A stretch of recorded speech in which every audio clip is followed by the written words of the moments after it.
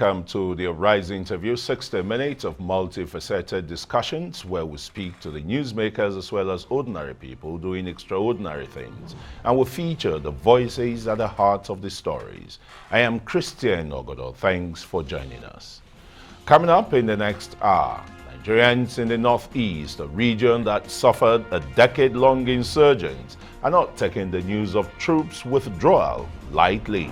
With many fleeing their homes for fear of attacks, they believe the country's fight against terrorism has suffered a huge setback.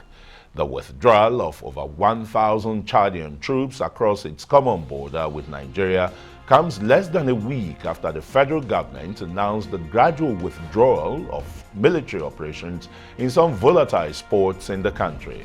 That decision has met with loads of criticisms, with the Christian Association of Nigeria describing it as a policy somersault.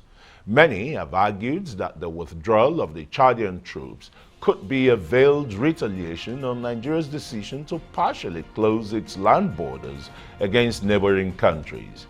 Could this also be a proof of France's influence over its former colonies? All the details in a moment.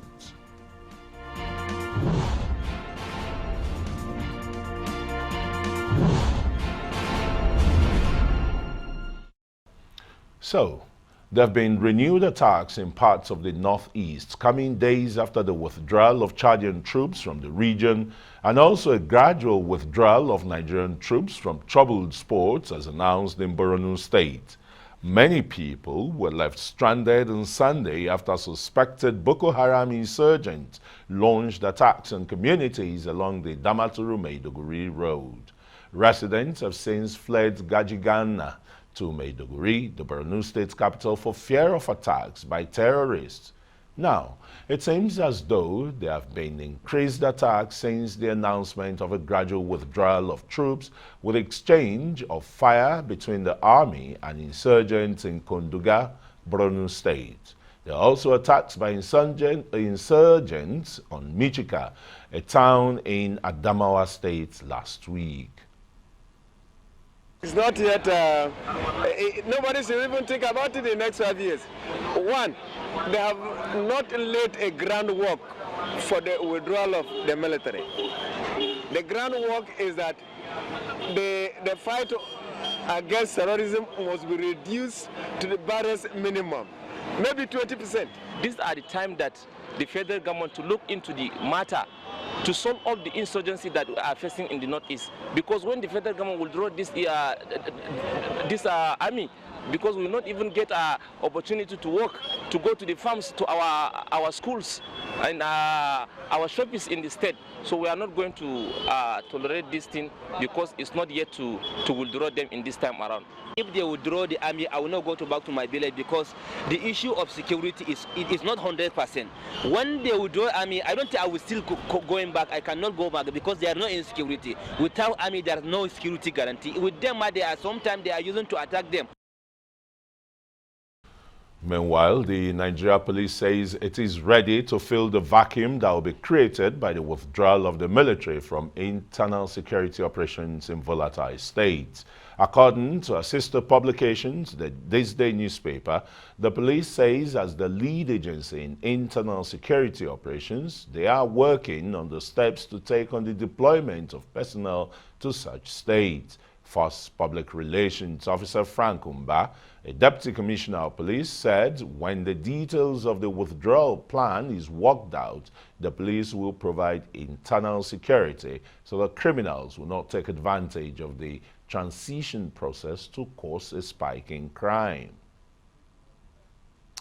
And following last week's killing of an Iranian general, Qasem Soleimani, who is being buried in Tehran, Iran, in a drone airstrike, the United States government has issued a warning to its citizens to reconsider traveling to and across Nigeria. There seems to be pockets of protest following the killing, with Nigeria's police chief Mohammed Adamu placing policemen on red alerts nationwide and asking his men across command and formations to prevent a breakdown of law and order. Only recently, Al-Shabaab fighters attacked a military base in Kenya's Lamu County used by the U.S. and Kenyan military personnel. The death of Soleimani sparked tension across the world, and in Nigeria, some members of the Islamic movement in Nigeria took to the streets over the incident. You'll recall a faction of Boko Haram affiliated to the Islamic State killed 11 Christian captives in Borno State to avenge deaths of Abu Bakr al-Baghdadi, IS late leader, and Abdul Hassan al-Muhajir, its spokesman, who were killed in Syria in October.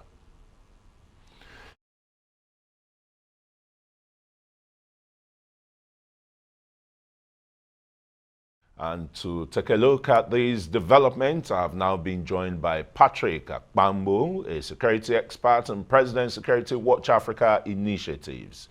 I also have Senator Irebu, who is a security expert with years covering the Nigerian defense matters. Gentlemen, very warm welcome. But it's not a warm situation in the northeast of the country. I mean, following the depletion of the number of troops in the multinational joint troops, comprising Chad, Cameroon, Niger Republic, and Nigeria. 1,000 troops have been pulled out by the Chadian government. What does this say? I think what happened is that the Nigerian, defense headquarters, is not proactive enough to make clarification on this development. There is a miscommunication in the whole issue. That's how they've always been. Is there ever been any straightforward communication? Yeah, because the withdrawal is not actually that the Chad is withdrawing from the multinational joint task force. Okay. There's an operation called Yachin Tafki. It started last year, February 2019. So the policy of operation of multinational joint task force is bounded by policy of hot pursuit, or if there is a need. What is hot pursuit? Before, when the crisis have not, when there is no cooperation, if Nigeria is pursuing Boko Haram, they cross to another territory, they may not be able to. And Nigeria will be helpless if they're going further. Until there was this agreement of policy of joint pursuit, whereby if it requires for the troops to join forces and in joint operation, even overlapping each other's territory, borders, they can have, and that is what this operation Yachin Tafki was. It's along the river Tamagodo. The river links from Chad from dividing Nigeria and Niger. In Nigerian side, you have Malam Fatori. In Niger side, you have Boso. So what happens is that in the Chadian side is so marshy that they can't access it via land because it's pockets of oases waters. And water. So they join Nigeria to gain access through the Nigerian side. So they were in this operation for almost 9 months, but Chadian could not complete it because of the water. Marshy terrain. Yes. So they have to wait till the place become a little bit dry. So, and there's always, after each operation, the troops have to go home or go to their sector and also meet their family. That's what happened. They've completed this particular operation now. They are going back to their sector, then those who need to go and see their family and still come back. So they still have sector, like in MGTF, that's Multinational Joint Task, they have 4 sectors. Sector 1 is Cameroon. Sector, that's in alphabetical order. Sector 2, Chad. Sector 3, Nigeria, where their headquarters is in Mongonu. Then Sector 4 is Chad. It's Niger. So what happened is that these Chadian troops went back after this operation. It's not that they are, because they have a lot to lose if they are to withdraw from this operation. Because the Boko Haram effect is affecting them more. They have inflation. They are not gaining access to food and all those things that comes from Nigeria. So if the crisis is to be sustained for whatever reason, they're also going to suffer it. The second thing is also within that there's also logistic challenge. They need to also collaborate, equip themselves. Equip themselves. So, and So it's because my disappointment is from the DHQ that have not made issue Cogent, statement, explaining clarification. and stop this panic among Nigerians who have the right to be panicked. Okay, Patrick, Senator seems to have laid, the foundation, what is really on the ground. Why is, the defense headquarters not proactive in a situation like this? That has even given rise to the governor of Borno State saying that Boko Haram still controls some of the territories in the state. My brother here have just said it all. The truth of the matter is that the media management or the information management of the defense headquarters, I can say it's flawed in that perspective. They've not been able to provide information enough, convenient information at the right time. He said it all. We all knew that this was going to happen before it happened, because we were in Northeast and we realized that this will go back to restore and take stock of what has happened, and it's exercise that lasts for a period of time. And you know that when people talk about going, when troops talk about going, then a lot of people will panic. Just like the information about the issue about police taking some places, the information is still not well properly managed because it's not immediate. It's not. We could see some of the respondents on video saying that if the military moves out of there, they are leaving the place. Information management is the problem, and it's heightening the insecurity situation in that territory. I think they must have to handle it properly. Senator, you don't see any political interference in this externally? There's always because you've just looked at it. Some other experts and analysts are saying, look, this is like a tit for tat, this thing. It's because of this lack of proactive communication that would bring suspicion and speculation. I bet you, truth be told, before I came here, if I've not gotten, because I have to, when I was told this is a topic, I have to do my own analysis. I have to call commanders on ground and some sources on ground who knows much to have authentic knowledge. Yes. Assuming I came here without, I would have done that kind of speculation. Yes, but truth be, there's always external influence everywhere. You cannot divorce that from whether France is interested in what is going on or US interested. What is their interest is what is speculative, but there's always external. Like I say, Chad cannot just unilaterally withdraw from, because before MGTA was formed, there was an agreement signed by the 4 countries, including Benin Republic, that was not bought, but they just wanted to contribute troops. So for them but if you said there was an agreement, what happens to those armored APCs that came in through Cameroon that were, wrongly routed to Nigeria? Yeah, you remember that? No, each country have their national interest to protect. You cannot devoid that. But what I'm saying is, what is being reported now is not actually how it is. If it is, I'll tell you that this is what it is. Chad have not withdrawn from NGT, but they've withdrawn troops from that particular operation, having completed their own tasks. But it doesn't mean that Boko Haram has been defeated. Is there still threat of Boko Haram? Yes. But have they withdrawn from this operation against Boko Haram? No, they've not. Okay, gentlemen, we're going to take some messages. When we return, we'll continue to, investigate this development and, of course, the El Shabaab attack in Kenya, killing some military personnel. You're still watching the Arise interview. We've got more still ahead after the break. Stay with us. You're welcome back to the Arise interview, and I still have the 2 security experts here. From my immediate left, Senator Urogbe and Patrick Agbambo. Let me start with you. Like we said earlier, that there are some undertone or undercurrent of certain external political influences, which Senator said, of course, it's possible.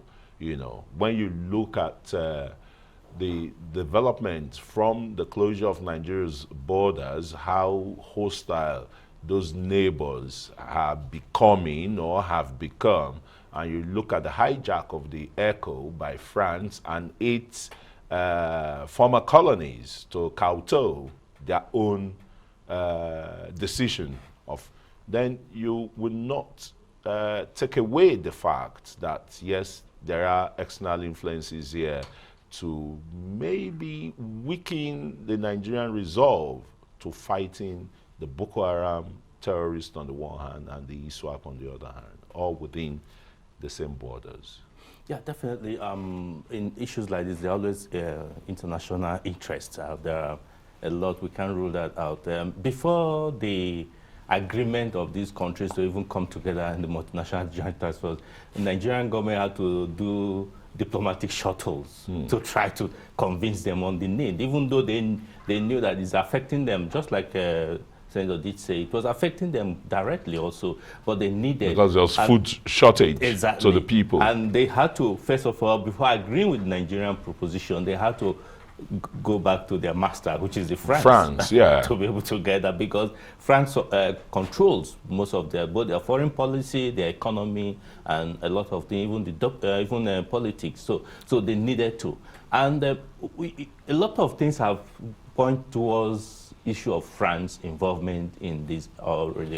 France has military bases in Niger, in Mali, and the rest, and you still find the insurgents, coming from the upper Sahel to inflict, damages to the militaries and the people. That reminds me when the issue about Mali came up. The French troops were there, but it took the Nigerian troops that went to be able to counter and block these Tuaregs from taking over Bamako until it became a United Nations operations. And that really, when you put that together with a lot of interest and how Nigeria have been able to, no matter how we think about it, manage the Boko Haram incursion and interest relatively very well. Some of them are not too pleased because without Nigeria going to them, cup in hand, seeking a lot of all these supports, apart from we need some arms to buy and all that, Nigeria are not going to say, okay, send your troops to support us, apart from initially we used to have some mercenaries and all that, which was the contract terminated, some military contracts were terminated, which these foreign countries are not too happy with because they, in fairness, they want to get involved in what happens in Nigeria. And Boko Haram is one aspect, Boko Haram attack, or advent of Boko Haram is one policy or event that they believe could give them direct inroad into Nigeria. But somehow Nigeria has been able to avoid it. And that, and lately, like you pointed out, the issue about the close of border is affecting the economy of most of all those countries, Niger and Benin Republic and in various ways. So this, it's an issue, but it's not related to the withdrawal, so-called withdrawal, because there's no withdrawal. It's people going back. It happens even in our own operations here. You see after some troops finish serving in Northeast, they return back, while some other people go to join them. So that really is the situation. But in terms of whether there is international interest, yes, there is certainly international interest. Is that why we have seen some of the so-called NGOs, where some insurgents were arrested with ID cards of some NGOs. Some the communication, there were links. They were in the same WhatsApp chat group with some terrorist group. So the NGOs being in the same chat group. So these are the things that happens, and that was why the Nigerian military raised the alarm sometime early last year that NGOs were even paying rent of as much as 10 years. 15 years. 15 years. 15 years. So is there all over the world, So it's a sponsored crisis. There's no crisis that is not sponsored. There's global military industrial complex. Look, gentlemen, there is what is called war economy. Gentlemen, you are the experts here. Senator, you've covered defense matters for almost 2 decades for this day newspaper before you found your own newspaper. Dito Patrick here. Tell Nigerians, let the world know the kind of political or economic interests that these external forces or countries have in Nigeria? Is it the uranium deposits, you know, from Borno State, Adamawa, Yobe, Zamfara, and the rest, or the gold and other mineral deposits that is driving this Boko Haram? So it's not more of a fundamentalist to religious belief here now. I will start from, okay, I can start from anywhere. Late last year, I was in a function where the Nigerian ECOWAS task force, so he gave analysis of how that most of this crisis you are seeing is actually an economic war. Drug trafficking, human trafficking, some of the, you may have think it's maybe jihadists and all this, but what is flowing, what is underneath, drug trafficking, human trafficking, and so many other things.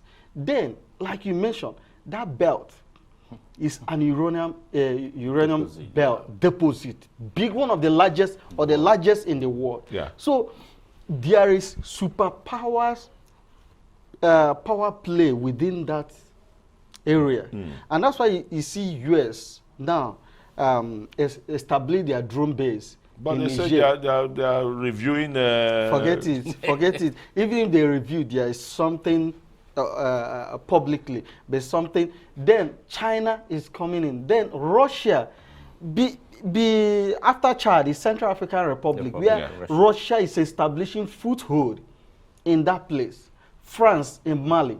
So you see what is going on northern up north in Libya. The second partition of Africa, yes, again. In the Libya, look at what is Africa. happening. Libya, France, and Italy is at loggerheads. Turkey is Turkey is there with Italy. France and Russia is also the other side. US is neither here nor there, and Qatar is here. UAE is here, and Turkey, for the first time, is trying to establish a military presence in Africa, training so many. I listened to Ibn Barrow. Yes, I don't know if you listened to him in Al Jazeera. Al Jazeera. Yes, and he made an allegation. He was contracted by the last administration, and he said he made an allegation that the current administration was sponsored then by the Obama U.S. Obama presidency.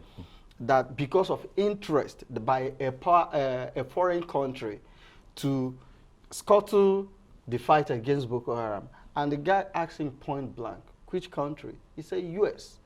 And he was like, he's not sure that US ought to be fighting Boko Haram, but he's not sure that it's in their interest to see that Boko Haram fight is defeated. This is opinion, but I'm just reacting what is his opinion. To buttress the point that in the Sahel region right now, which includes some northern part of the country, we include this Lake Chad, is of interest to world powers. So whether there's external interest or influence is not in doubt. So that is given.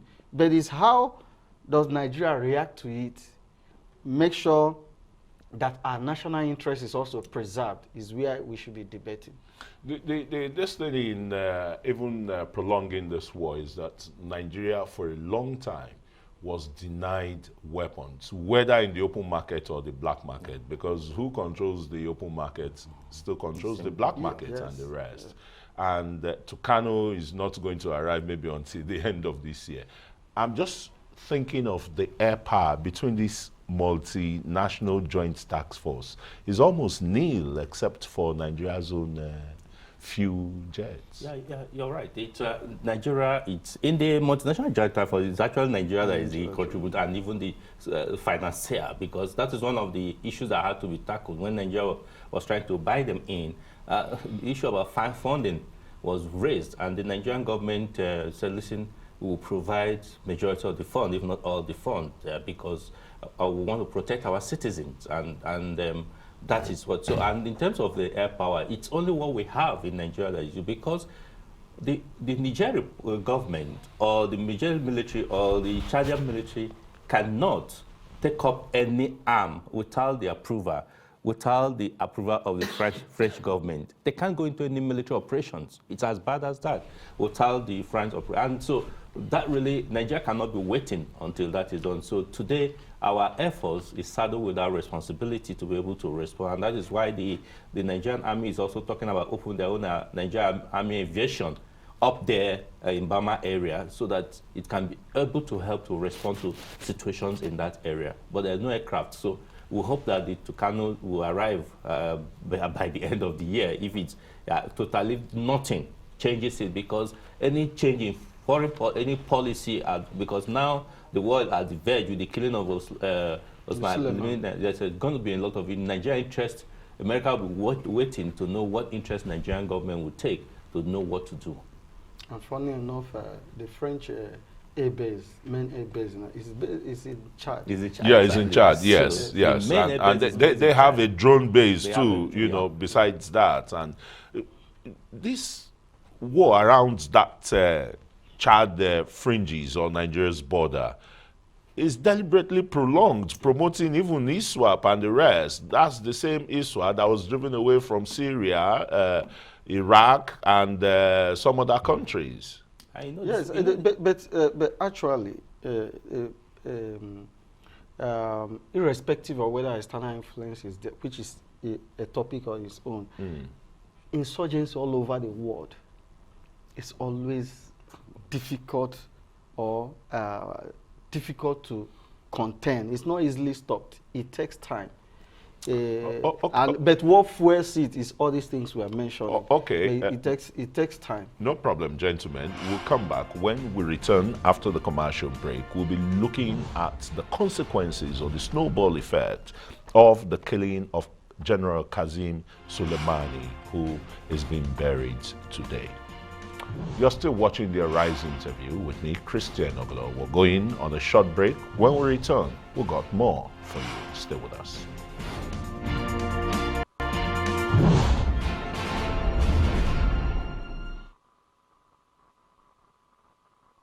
You're welcome back to the Arise interview with me, Christian Oglo. Thanks for staying with us. We'll still have Patrick Agbambu, a security expert and President, Security Watch Africa Initiatives, and Senator Irebu, who is a security expert with years covering defense matters in Nigeria.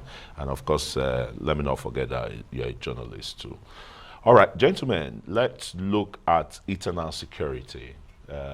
The military, they are still contemplating that they are going to pull out troops from areas they think they've liberated and stabilized, and to leave such areas to, you know, the responsibility of the Nigeria police, who indeed are supposed to be in charge of internal security, except where they are overwhelmed, that's when the military is called in. Do you think this is a most auspicious time to do that, particularly in the northeast?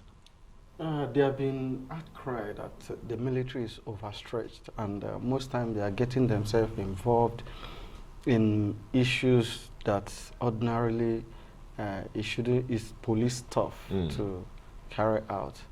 And they have been listening. Assuming our police is very equipped enough, they should be handling most of things.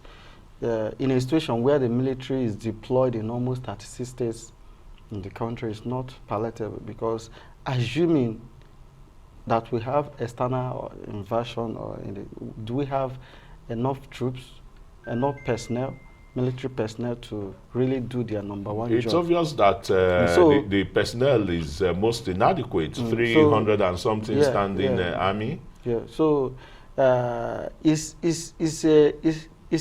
a news in the right direction, but it's whether the police is capable to handle that situation. Our police are good if they are well equipped and if they want to, because they perform wonders in United Nations. Even here in Nigeria. But here in Nigeria, just like the one we saw in Enugu, those three SARS people dehumanizing justice. Like I say, those are no ordinary infractions. I know, no, it's happened regularly, which brings police bad name.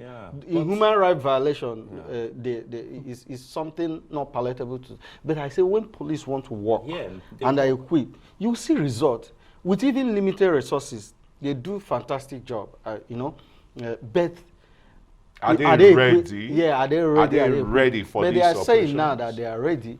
But another thing is to convict the public, because the people of Gaza are still crying that this is part of the DDR, disarmament and demobilization and reintegration or rehabilitation process. Program. Yes, that the military, that be a gradual withdrawal of military, then police that deals with civil authority will take over. But I've not been able to really analyze, I can't say authentically, if the situation is right, if they are really capable to handle such. But the police, I know, if they're equipped, if they are empowered to do their work, they will do it. But with what is happening, these insurgents, they use rocket propelled. My brother, maybe if you have extra information, they use rocket propelled grenades and heavy mortars, artillery. The police is only known with AK-47. No, if their area have been liberated, they've been degraded not to really have the access to use such weapons. There are places like in Bama, for instance, like places where the potency, the strong potency of the Boko Haram or the ISWAP will not be that effective. The police can handle. But remember there was last year when about 2,000 policemen were sent for the special forces training with the Nigerian military to be able to prepare them for issues like this. Yes, there were outcries because some of the policemen ran away. Disappeared. They just dropped the uniform. The other side, some ran away. But some were able to go through it, and they were deployed along with the military men to serve. I thought civil defense too had such training. Civil defense also had some training, but the numbers are not that much. But what we're saying now is that they can, just like he said, they can actually hold some places very effectively if they are not only equipment, if they are motivated.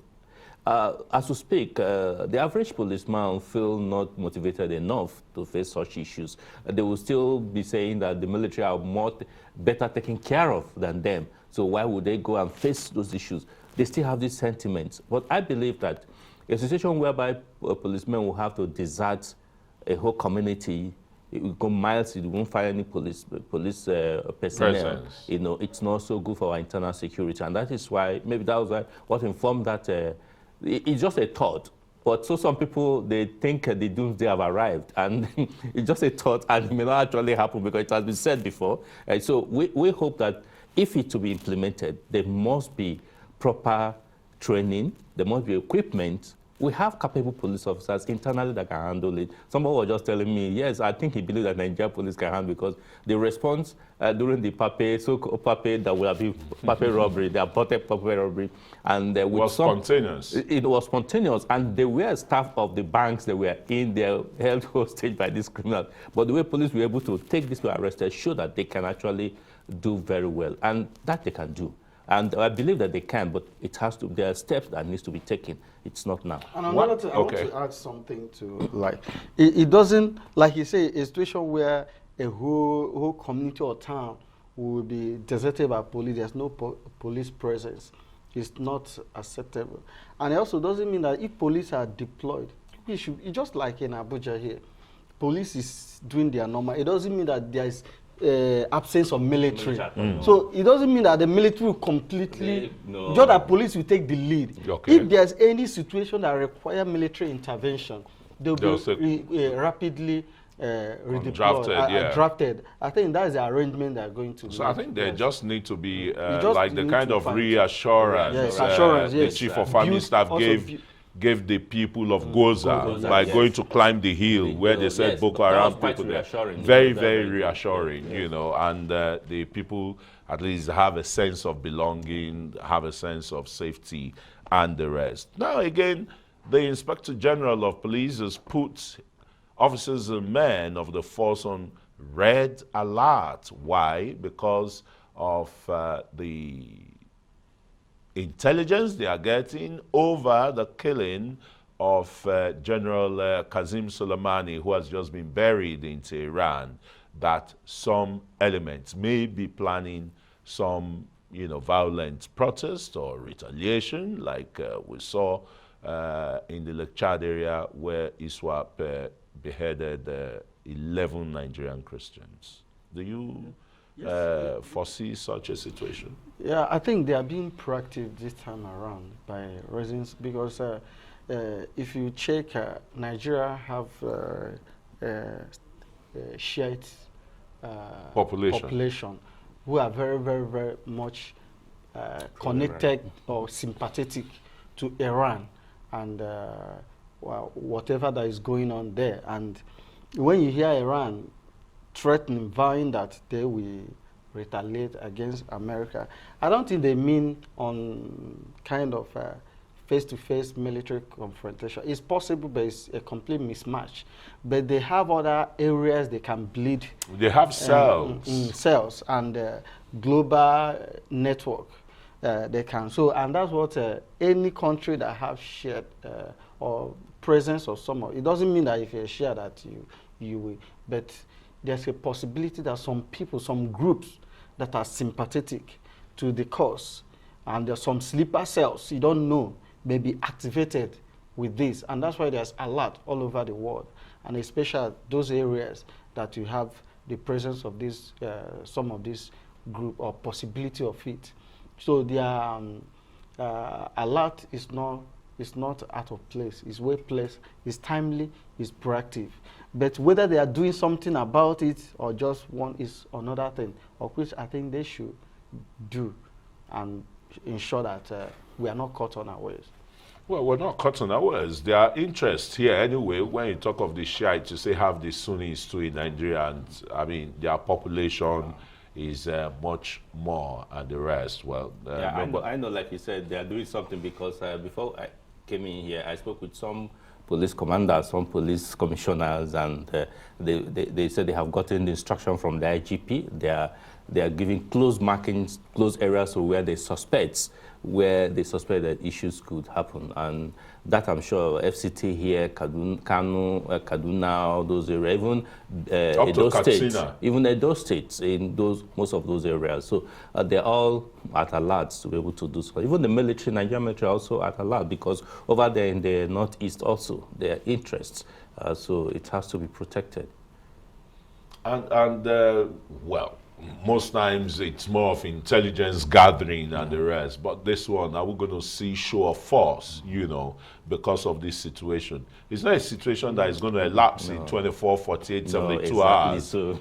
I don't think show of force is needed for now because Nigeria is not directly linked to the crisis. But Nigeria wasn't directly linked before when al-Baghdadi was killed. What I'm saying is not, it doesn't warrant show of force because we are not directly linked, but indirectly. What is needed is intelligence. And everybody must be on the alert too, so not just the police people or security forces. Every citizen. Every citizen. Every citizen. Okay, gentlemen, would be going on a short break again. When we return, we'll look at the snowball effects now of the fallout of the killing of General Qasem Soleimani, who's been buried in Iran today, and the El Shabaab connection with the shooting invasion of an airport military base jointly run by the US and the Kenyan military in Kenya.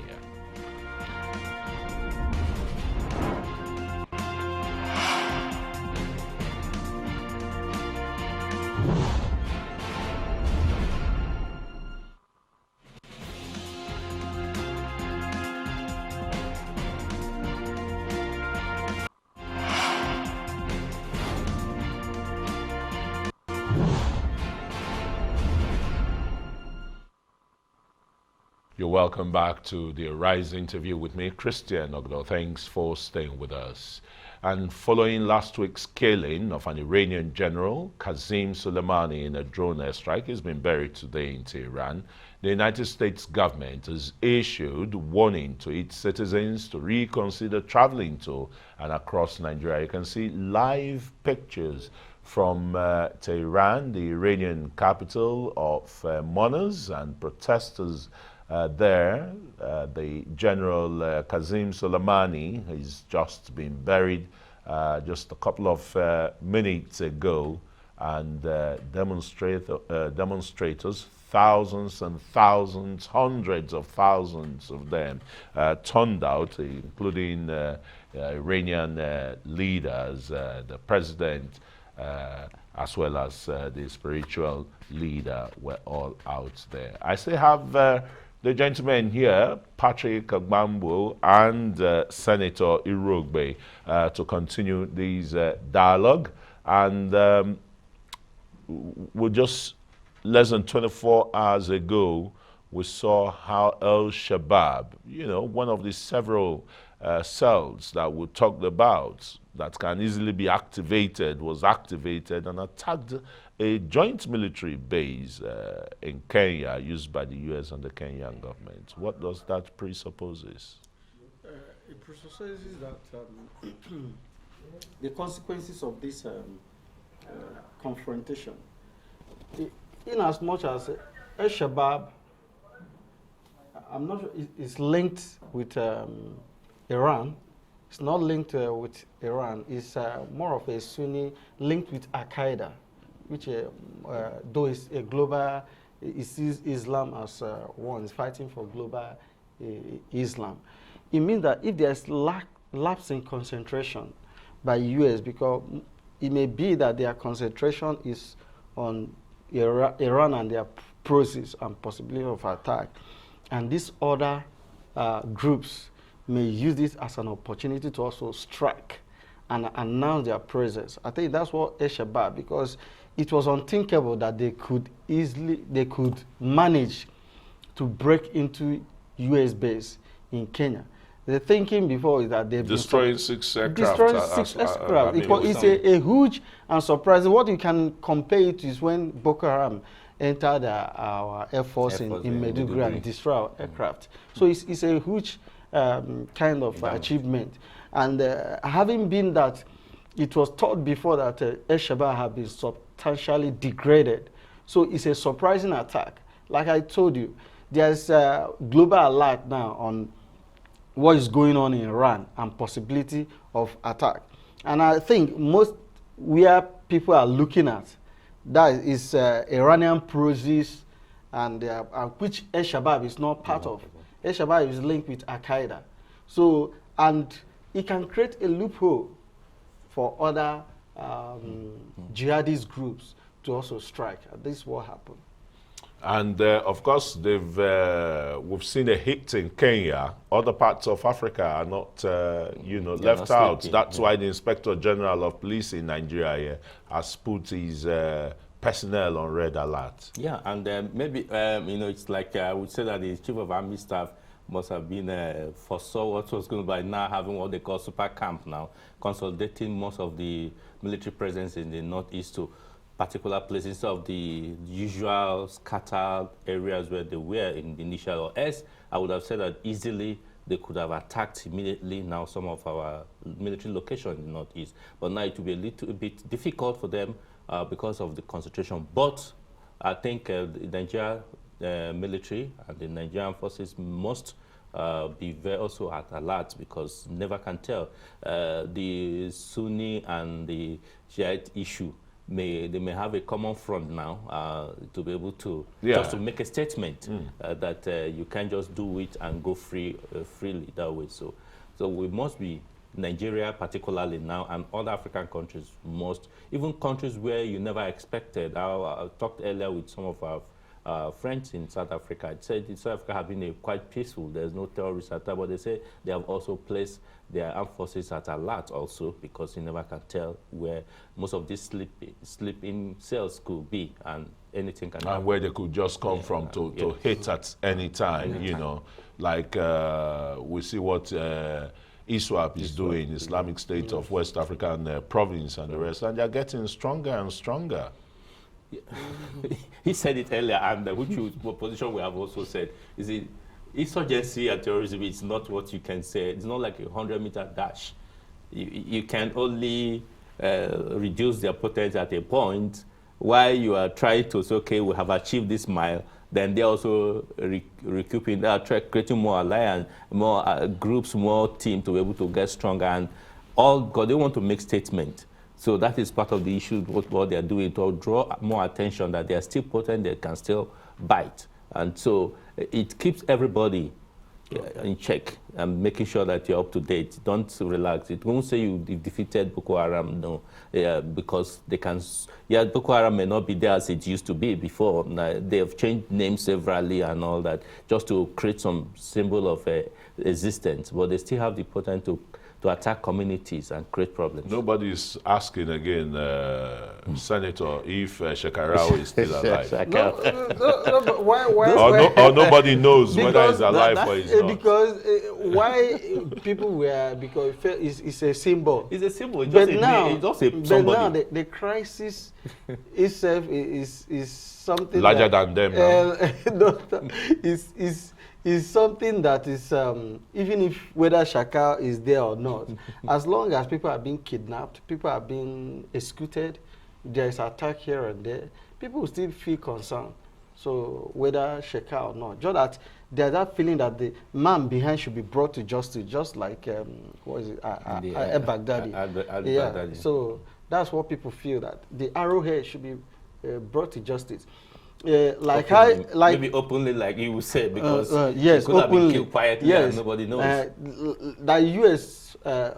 Killed Qasim doesn't mean I'm talking of this recent Soleimani. Yes, doesn't mean that he won't be replaced. But it's sending a message that if you are in this man's shoe and you carry this action tomorrow, you may face the same fate. Consequences. That's why they target the leadership of all these groups to send a message that if you want to assume such and feeling that you can do so thing, there's a penalty to pay.